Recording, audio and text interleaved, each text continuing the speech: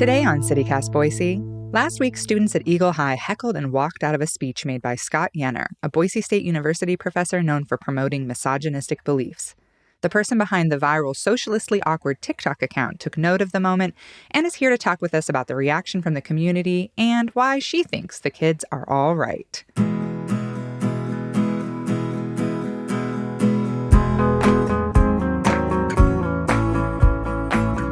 It's Thursday, February 2nd, 2023. I'm Emma Arnold, and this is CityCast Boise.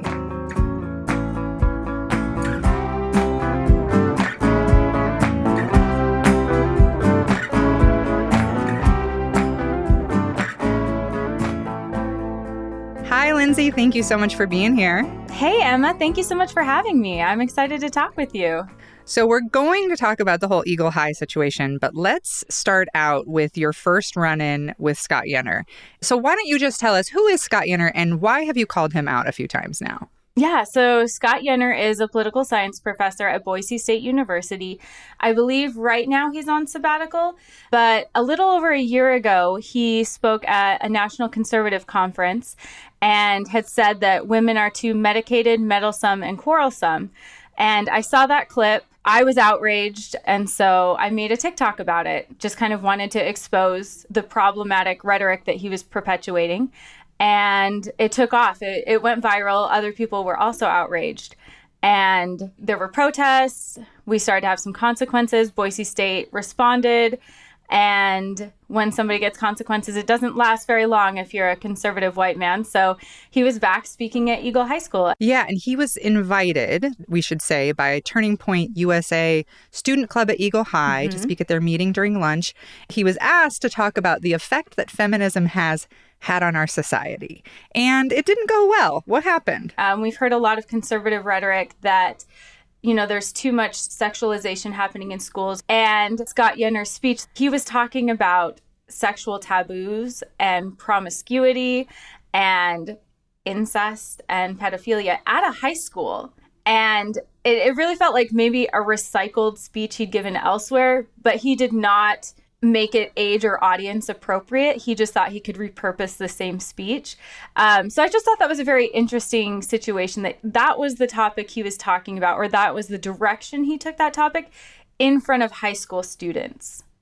Yeah, and the students, it was a bit of a mixed bag. Obviously, the people who invited him were there for it and interested in what he had to say.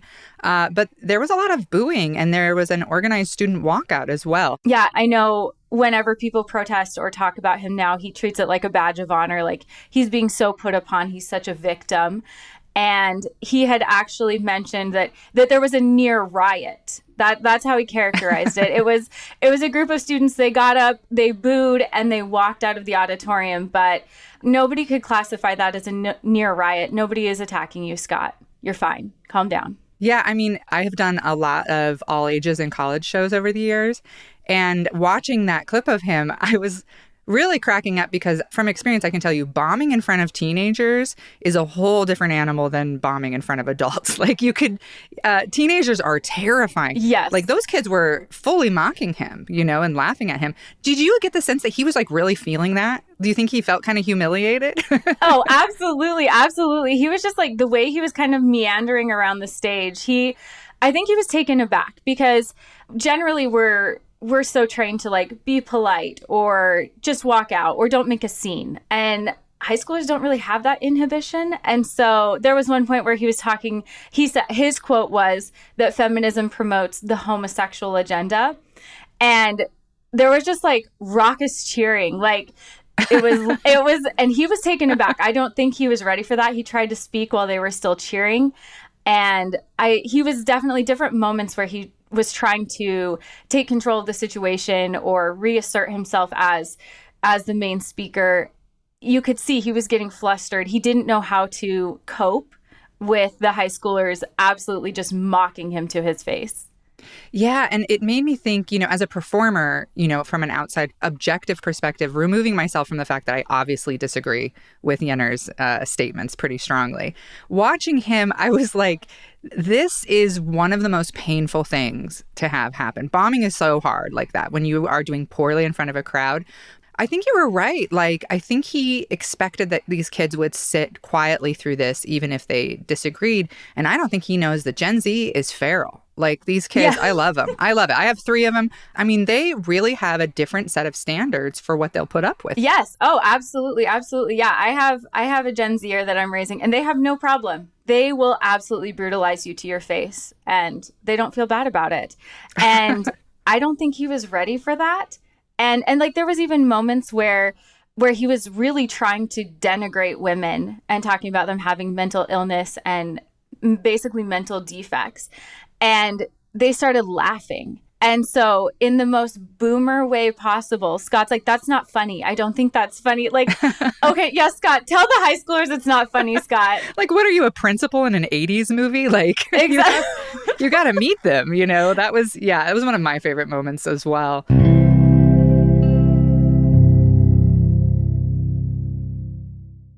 I thought it was interesting. So we should say, like, the school was notified of Yenner's event, and district policy at West Ada says that clubs they just have to get the approval of the principal or assistant principal before scheduling an outside presenter, even if that's controversial. And so somebody okayed this. So I'm wondering, what's the reaction from the community been? Obviously, within this state, within this area, there are a lot of conservatives who agree with those perspectives, or at least are permissive of those perspectives. But a lot of people were really upset. And I've gotten dozens of messages from parents who either didn't know what was happening or did, and were trying to contact the school. And the school basically said, our hands are tied. But I mean, the issue I have is that if there had been, I don't know, a leftist or someone who is LGBTQ, even talking about anything else, therefore like GSA, any other club, I think there would have been an absolute uproar. I think adults would have been there protesting. I don't think that speech would have happened. But we're just fine with allowing this conservative man to come talk to high schoolers about topics that conservatives have previously said are inappropriate to be discussed at high schools. And you know, there was outrage, but I also think that there was a lot of permissiveness about it because of who he is and because of the perspective that he's coming at this from. Yeah, I saw one mom of a student at Eagle High who her student is gay say that her kid said, I don't feel safe going to school here anymore. I want to start homeschooling. And they had a conversation about homeschool. And it does make me think how easily, I mean, we're laughing about it because this is something I think as a woman, especially as an LGBTQ person, a lot of times you learn to have a sense of humor about this. But the reality is that they invited a speaker who has said he doesn't believe women should work outside the home. He doesn't believe women should be in engineering courses, things like that. And I feel like as a young woman at the school, I can picture how bad that feels. I mean, I know how bad that feels. Yeah, well, and I think we have to talk about how this is a symptom of larger things in our society. And there's been a lot of discussion about the students who walked out and how they walked out. And I think that they handled themselves very, very well, very appropriately, and I'm very proud of them. But there was also, we need to talk about the students who stayed and what they did, because they were heckling the students who left. They were chanting Free Top G, which is an incel, Andrew Tate kind of chant that I think was meant to intimidate them. And so we have to talk about the impact that does have on the students, that those who left know that there are a significant amount of students, it appeared to be mostly boys, who felt empowered by Scott Yenner coming and belittling women and belittling their role in society. And that made them feel empowered enough to mock their fellow students. I think that's a really strong point and something that often gets lost in these conversations. And I saw on your videos a lot of responses. Like, I think it's so important to bring in these voices. Kids needs to be exposed to a lot of ideas. This is how they learn critical thinking. Do you agree with that? Or do you feel like, no, that isn't actually helpful? That isn't a good thing for the school to do?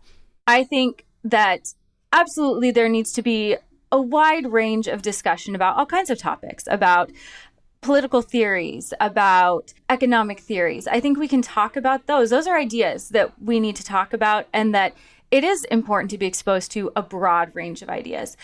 I think it is disingenuous to say that this is part of the marketplace of ideas, because dehumanizing people, dehumanizing an entire gender is not an idea that we all need to talk about. Yeah, I think, it's easy if you've never been on the receiving end of those ideas to think that talking about them is harmless, that what happened at the school was healthy debate, but it actually feels pretty bad to have your humanity debated. Yeah. It makes me wonder, I saw some people say, and I believe this to be true. I believe Scott Yenner wants attention, and that a lot of what he does comes from a place of wanting the spotlight. And, not everybody can be a great TikToker. Not everybody can be a comedian. Not everybody can find a way to like open mic their ideas and express themselves creatively and get feedback from people. And so people do this, right? People are, rabble rousers. They are agitators. What do you say to people who say, just ignore him? I think there's a balance between exposing what is happening, talking about what is happening and why it's problematic, and having that conversation without also promoting them and their ideology. And so if nobody says anything, it continues to happen. And then I know that children and other people look at this and go, oh, well, this authority figure is saying that, and they're a professor and they've been educated, so they must know what they're talking about, that there needs to be a response, that there needs to be somebody calling that out and being that voice, that counter voice that says, no, women shouldn't be dehumanized. That's not an okay platform. And I think that just never talking about something is a permissiveness towards it, is a tacit or implicit allowance of those ideas to be perpetuated, that a lot of times you do have to step up and say, no, this is wrong. This is incorrect. Yeah, I always say when people say, like, don't feed the trolls, don't argue with people, I'm like, I'm not talking to the trolls so that the trolls listen to me. I'm saying something so, like, my trans friends know I have their back, or, that the LGBTQ community knows somebody is arguing with this. And so that other women know, like, this is not how you're supposed to be treated, especially young women. I don't think Scott will ever agree with me or ever stop. Mm-hmm. But I want those high schoolers to know that they are valid, that whatever they choose for their life is valid, and that some, conservative man telling them that they're wrong, they don't need to listen. There's no value in that they shouldn't stop for 1 second because Scott Yenner said they're a problem. Like we were saying earlier, like, yes, there were kids who invited him, who wanted him there. And then there were these kids who booed and walked out. So what do you think this all, in the end, says about Idaho youth?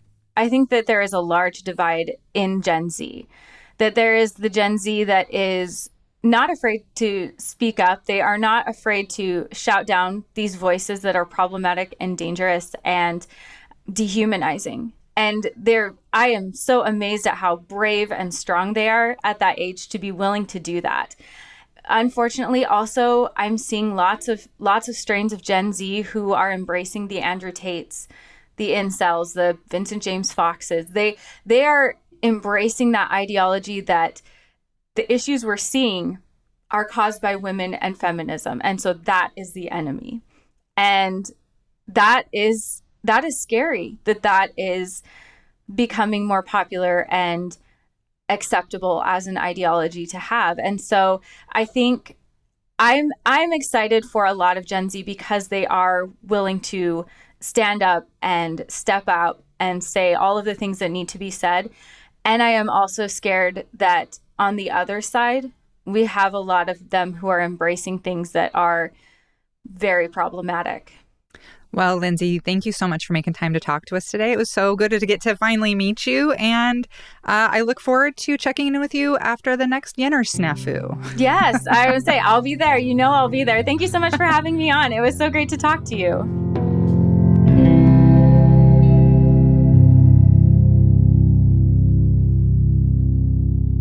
And a couple more things to know before we sign off. Former Boise City Councilperson Lisa Sanchez spent nearly $15,000 in campaign funds last year. That's according to the Idaho Press. The other council members didn't spend more than $3,400, with 2 members not spending anything at all during the non-election year. Sanchez spent about a quarter of that money on food, including $230 at the downtown Java location over a dozen visits, and about $700 at Chandler's over 2 visits.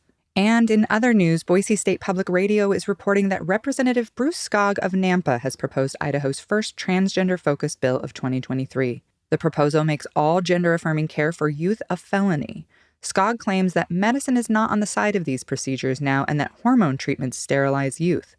A vast majority of physicians support gender-affirming care, and a recent study found that hormones do not cause permanent sterility.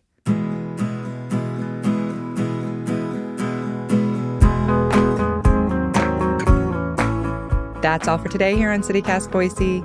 If you enjoyed the show, why not tell a friend? Leave us a review and subscribe to our Hey Boise newsletter. We'll be back tomorrow morning with more stories from around the city. Bye!